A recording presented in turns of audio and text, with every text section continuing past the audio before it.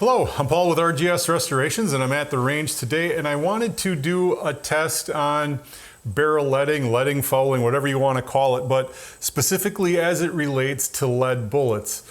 And I just want to do a little test. There's not a whole lot of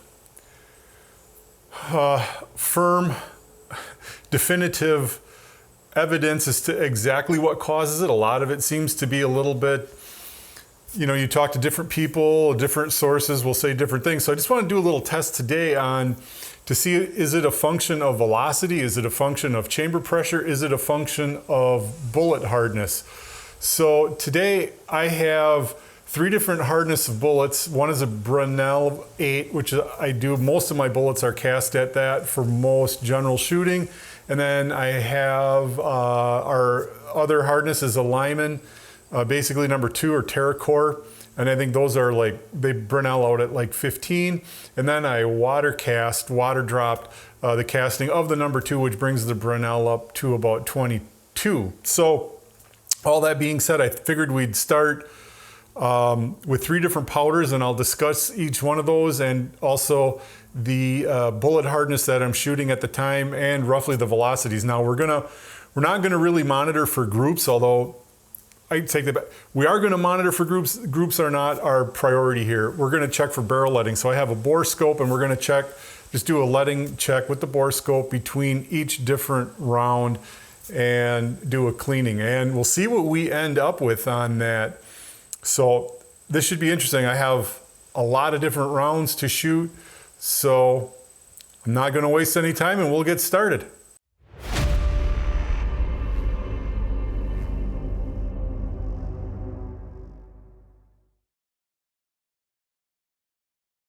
Okay, our first round that we're going to test, I'm using our Remington 30, which that's been in different videos that we've done. And so this is a Lee mold. I believe it's about a 210 or 200 grain.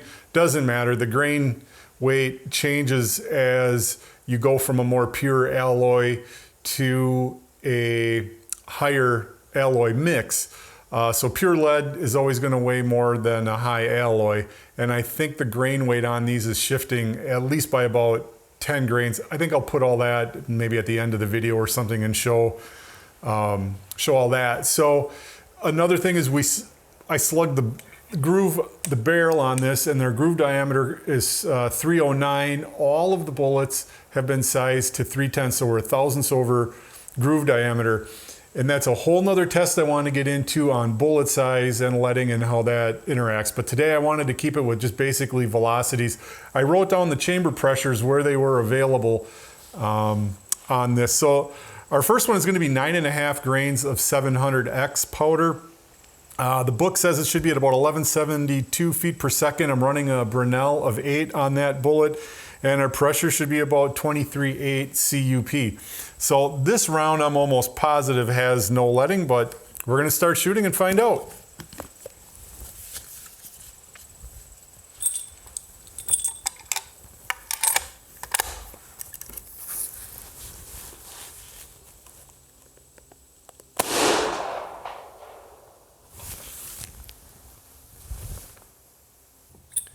And I'm going to run 6-shot groups. I figure if they're going to lead within 6 rounds easy.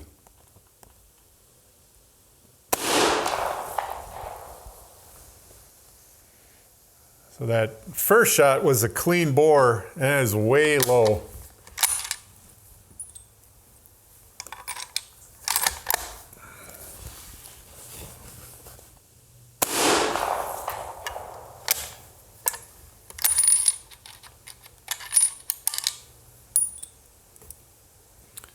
.1203 on that last one for velocity.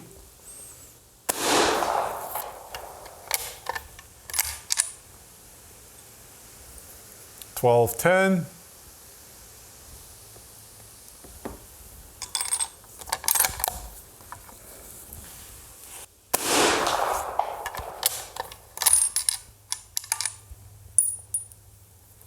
.1227.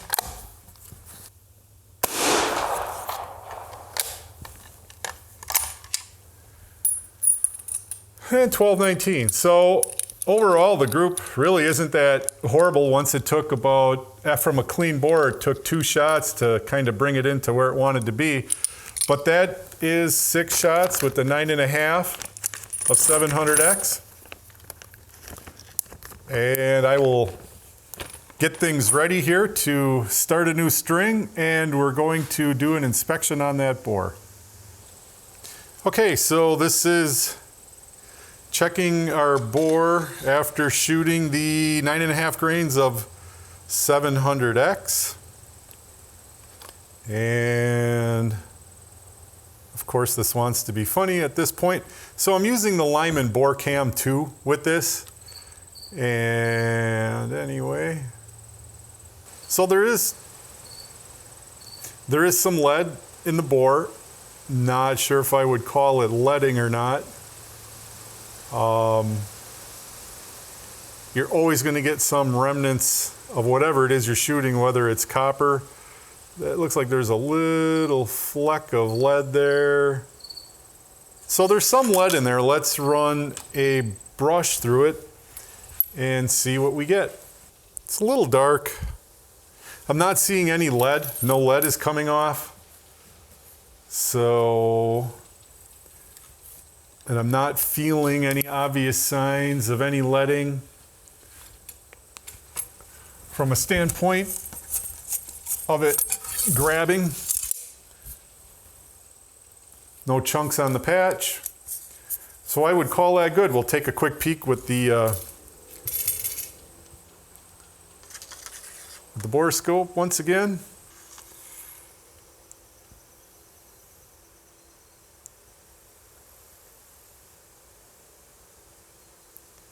Roughly, I'm just going to go out to the muzzle end.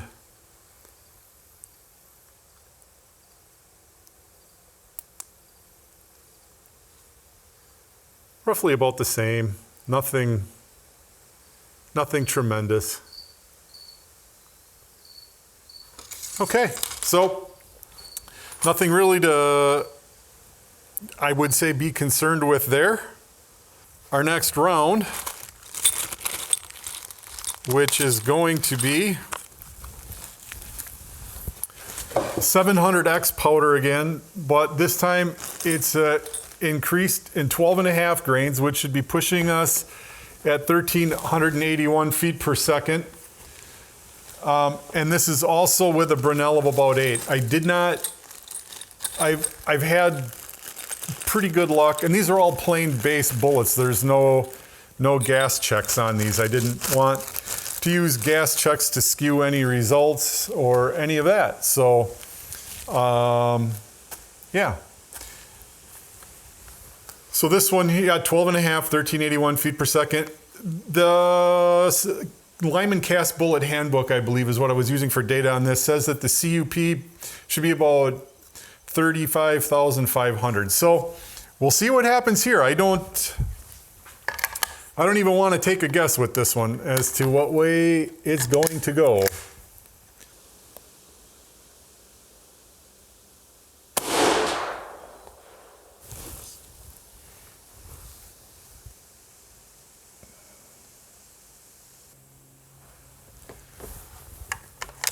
$14.22. Our published load velocity should be 1381, so a little bit faster. And that load definitely has some more crack to it.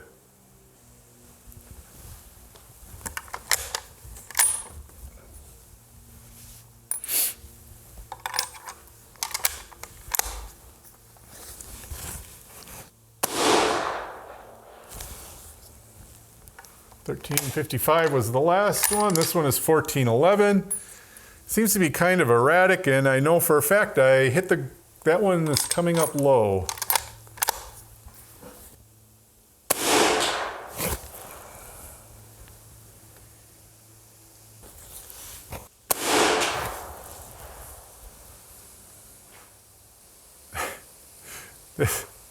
Well, I don't think it 1408 with our, I think this is having a bit of a velocity spread here. I don't think it's real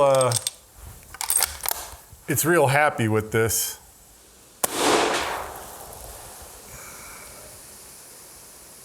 was certainly putting those bullets everywhere, as I'm sure we'll see on the video, back down to 1397. So whatever was going on here, it certainly didn't like it. And let's take a look.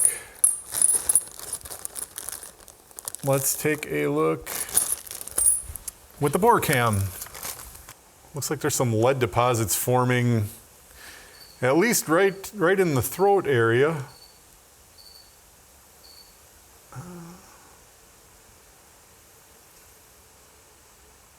There's definitely some stuff going on here in the middle.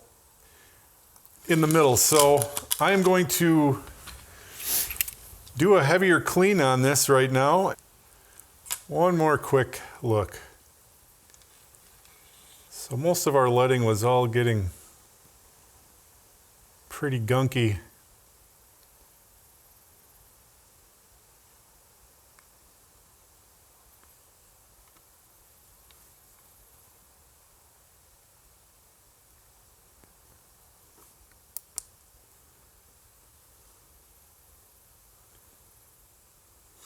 Well, there's definitely what I would call a fair amount of lead, but we're going to move on with the test and we're going to see how much worse this gets.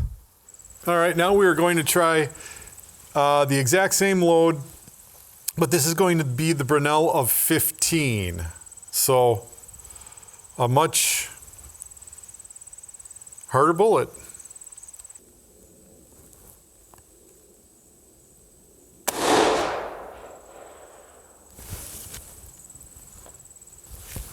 $16.10 on the velocity.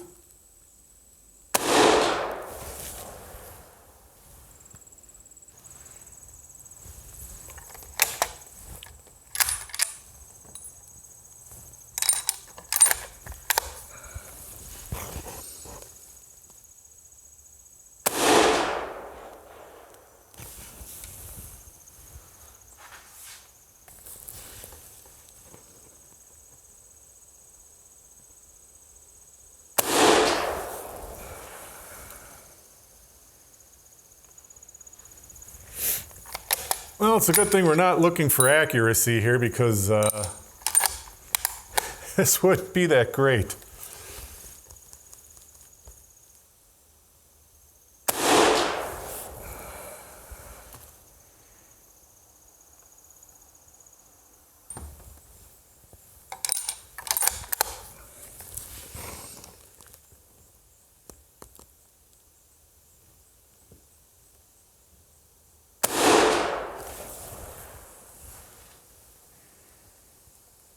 Okay, more spraying of the bullets. It's a good thing we have a big backstop.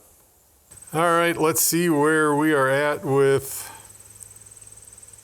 sliminess in our bore this time.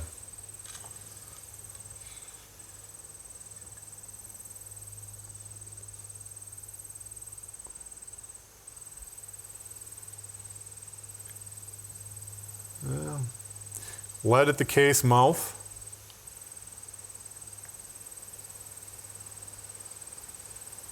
Instead of a carbon ring, we're developing a lead ring.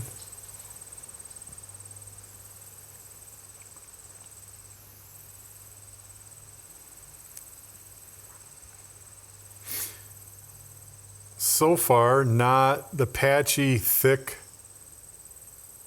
a little bit there. Accuracy was bad, but the leading, that was with the Brinell of 15, alignment number 2. A little bit of patchiness and smearing, but not as bad. This one's definitely running out of lube at the muzzle. It's getting much worse. So, all right. Let's do a scrub and clean that.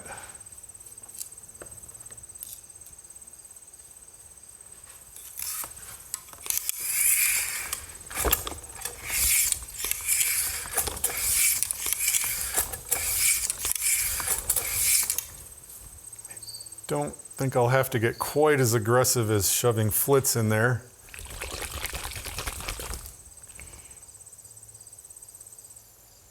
We'll use some of the 40X.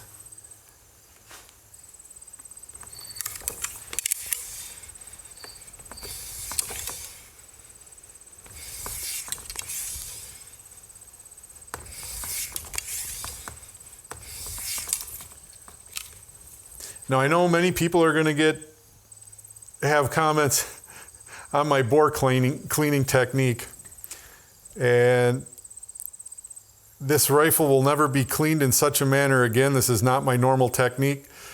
I'm cleaning fairly aggressively and fairly fast, purely for time constraints. Because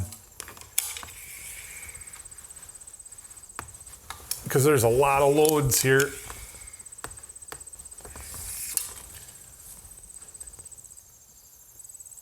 Some little specks. Let's take a look and see what we have.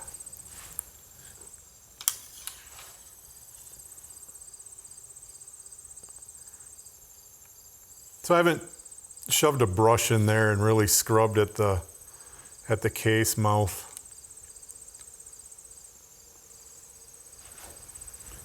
And from what we're seeing here, the accuracy was bad, but it didn't lead nearly anything like the soft bullets. Yeah, this looks pretty fair. And that's really close to the edge of the muzzle. Yeah, maybe a little bit. Where was that?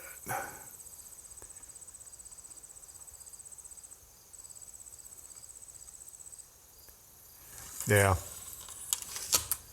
So unless I go out there, I mean, we're within a couple inches of the muzzle, so I am going to say that is pretty clean. Okay, and again, that was with the Brinell 15 with 19 grains of 2400. And I believe I have some even harder stuff here to come. We'll move on to this. This load here should be pretty fast, and I'm gonna guess we're gonna, again, see some lines of some pretty substantial leading, even with the 22 Brinell.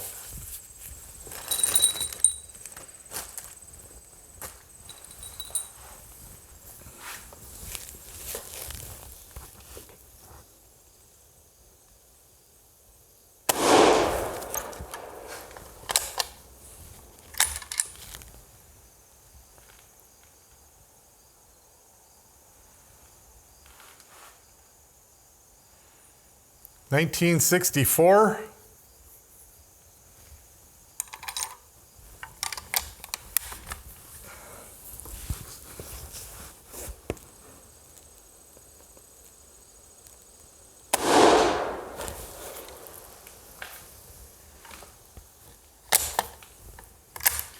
$1993.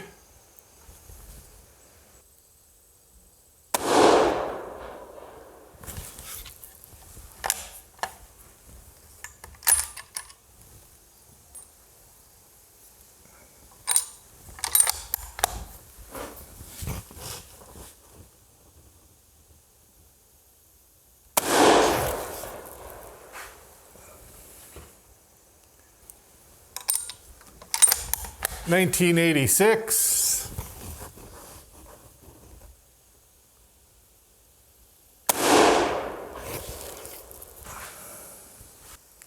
We're not recording any hits at all.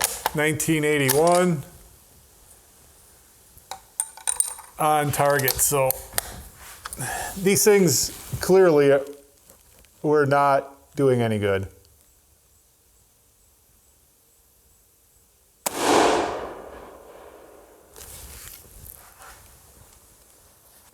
Now, most of these rounds here today are just spraying all over the place.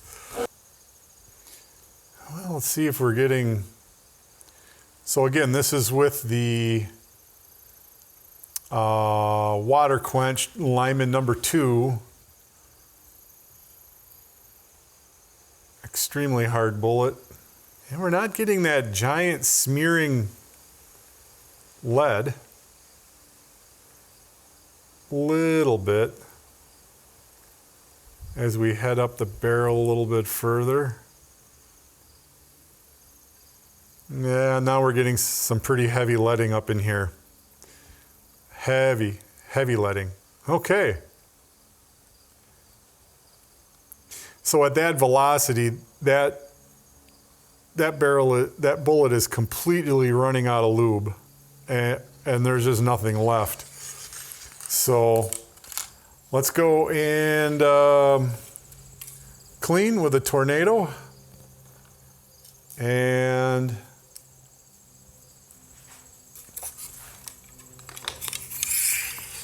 I can feel that is pretty bad, and I can see the junk flying out the muzzle.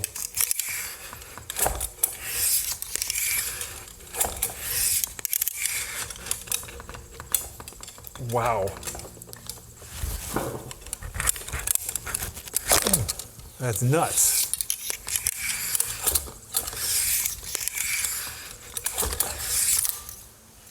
Okay.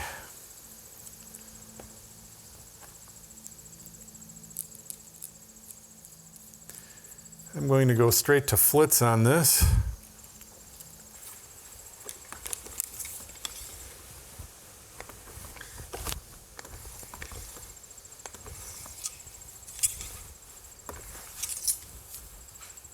All right.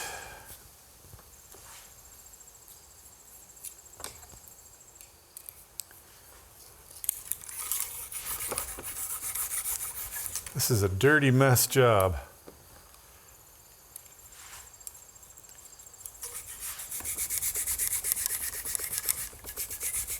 Brush out the chamber area a little bit here.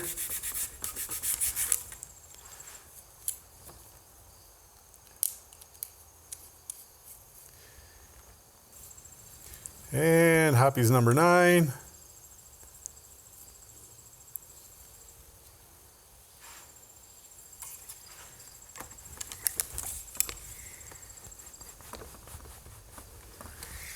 I'm not feeling any leading.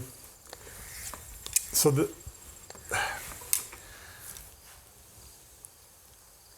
the higher alloy is definitely not leaving as much of a mess in there as the softer alloy. Definitely leaves more of a mess. But I think as we were seeing, it's clearly running out of lube near the end of the towards the end of the muzzle on that last one. And that barrel is warm, and it give it a minute here on the mirror. It steams up, fogs up the mirror a little bit. Okay, it's looking pretty clean. Let's go down towards the muzzle end of it. Little bit of lead.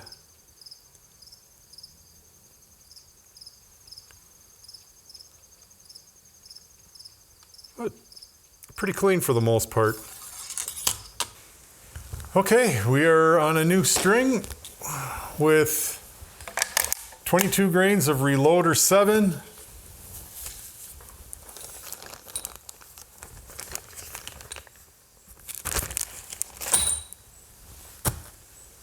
And a Brinell of 15.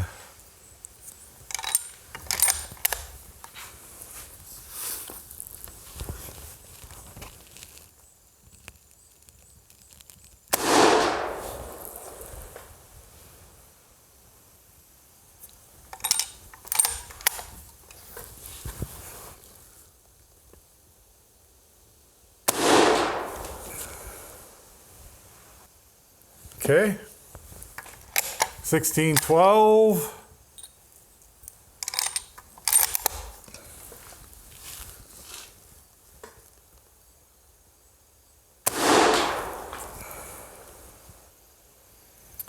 That 1595. This one is actually printing on the paper.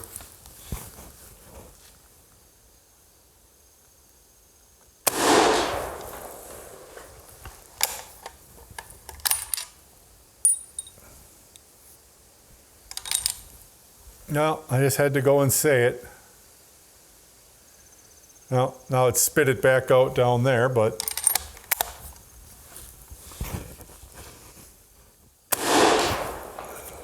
last one was 1628,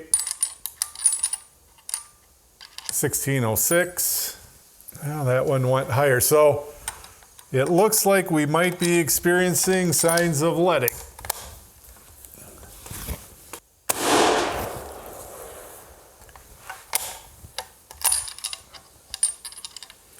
$16.14, and that one shoved it way back down in the lower right-hand side of the target again. Well, of all the other powders, this one definitely was at least hitting the target, albeit with awful accuracy. So let's take a little look and see what we have going on.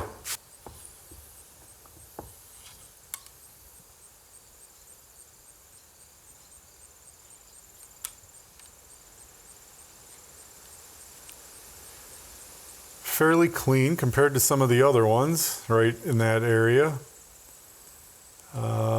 Just in front of the chamber section. And we'll go about midway down the barrel. Not bad. And let's see if it picks up.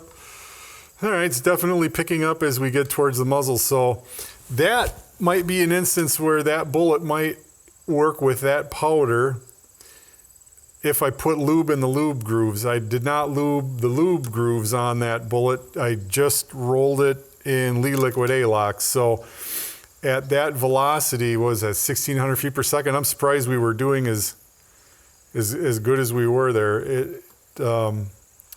Yeah, the lead pretty much starts near the muzzle of that. All right, everybody, that's our video. So if you like today's video, don't forget to please like and subscribe to our channel. If you have any comments on what we did, or there's something you'd like to see, make sure that you leave them below in the comment section. And if there's something that you would like to see us do that hasn't been done yet or something like that, be sure to leave that also. I try to think of some content on some ideas that haven't been beaten to death by other people. There's an awful lot of videos. I did not find a whole lot on the whole leading topic though, so which is kind of why I wanted to do this. Now, in all honesty, I got to admit, this is not really the video I thought I was going to get. It's the one we got. I was particularly surprised at how soon the leading started right after the very first round that we shot, and to the extent that the leading started to build up into that barrel. And I don't know if I wanted to do some more testing, but I don't know if I want to do it again. Cleaning that barrel like that made me sick. I hated it. It was a lot of work. Even after I got done shooting, just getting all that leading out of there, it was horrid. And I did not like scrubbing to that level on it. One of the takeaways, now I will say, I generally do not shoot cast bullets in bottleneck cases like that with 30-06. I've really never shot a whole lot of bottleneck cases in cast bullets.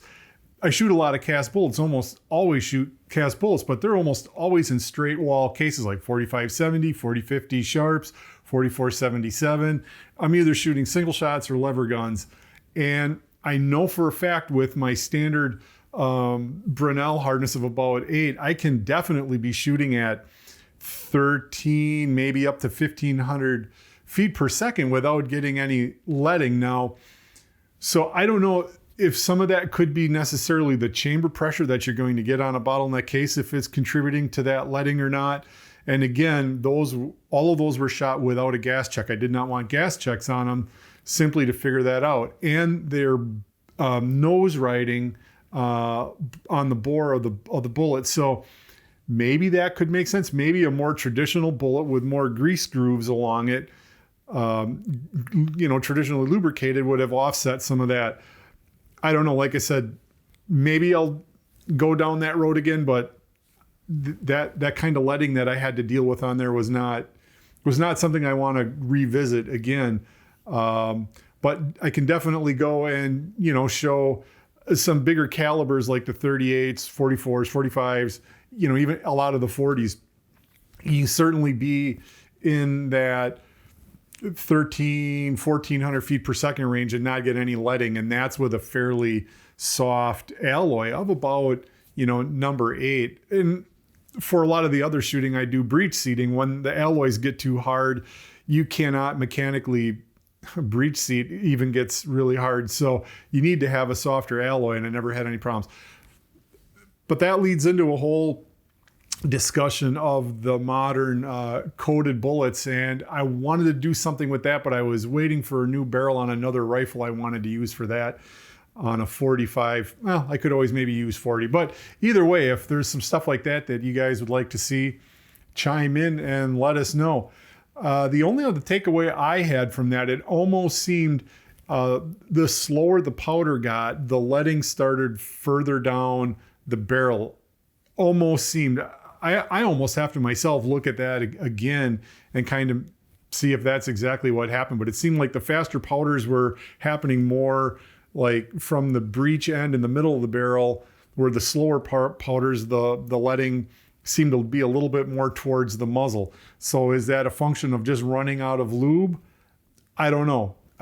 Again, a lot of questions almost got developed as any answered. But anyway, that's our video. I thank you again for taking the time to watch it. And until we're at the range again, take care. Happy shooting.